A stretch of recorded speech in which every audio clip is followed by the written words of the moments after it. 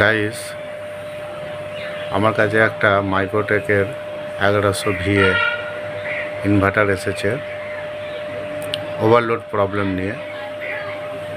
ওটাই আজকে রিপেয়ার করার চেষ্টা করব। আমার কাছে একটা মাইক্রোটেকের ইনভার্টার এসছে 1100 ভিএ, দেখতে পাচ্ছেন ওভারলোডে চলে যাচ্ছে। মাইক্রো কন্ট্রোলার যে আইসি আছে চেঞ্জ করেছি, তারপরেও ওভারলোড দেখাচ্ছে। ওতে মসফেট প্রথম লাগাইনি, ডায়োডগুলো প্রথমে লাগালাম পালস চেক করার জন্য।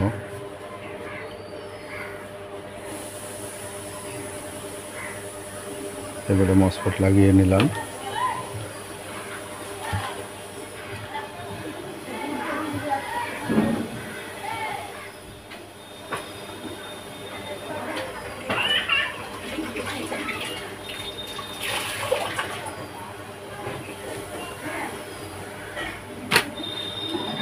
হয়ে গেছে।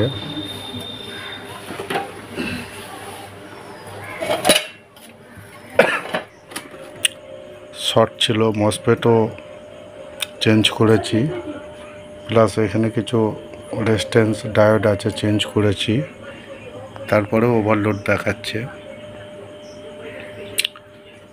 দেখুন, এটা ইউপিএস ব্যাটারি থেকে চলছে। যখনই এসি দিচ্ছি দেখুন ওভারলোড।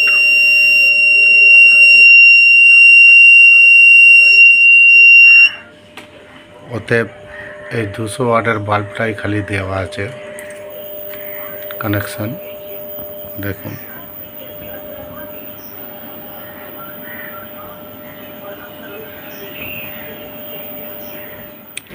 গাইস,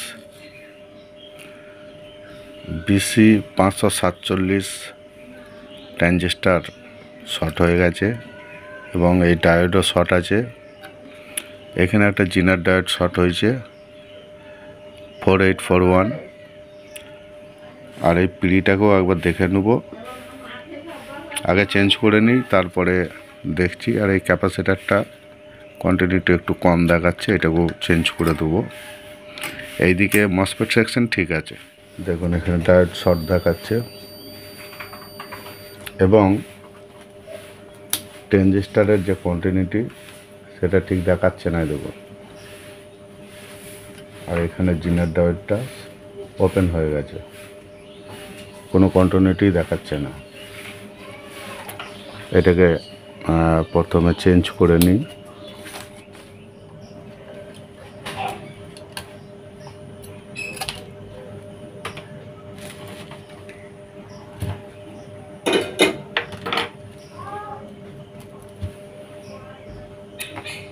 একবার দেখে নিই শর্ট আছে কি না।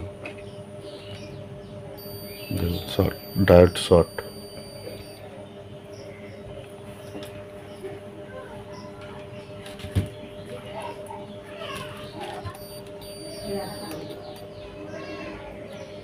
রিলে ঠিক আছে।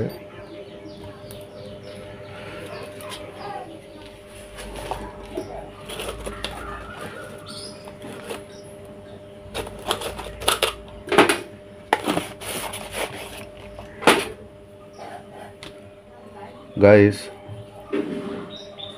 ডায়োড আর ট্রানজিস্টার এই দুটোকে আগে লাগিয়ে নিই,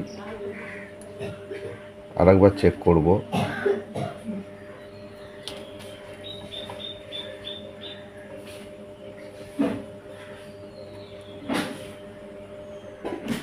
বোর্ডটা এবারে ইনস্টল করে নিচ্ছি।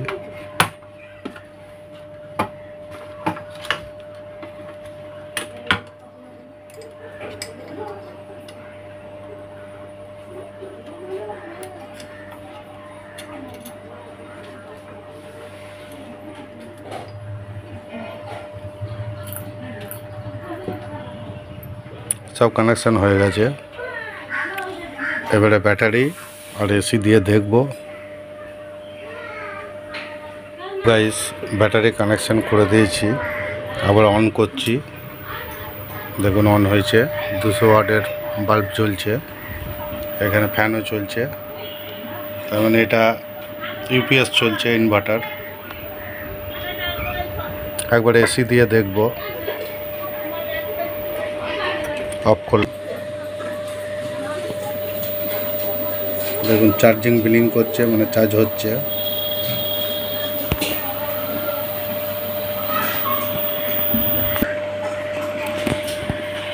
এবারে ইনভার্টার অন করলাম, ব্যাটারি থেকে ইনভার্টার অন হলো, ফ্যান চলছে, এসি দিয়ে দিচ্ছি, এসি দিলাম। দেখুন ঠিক আছে।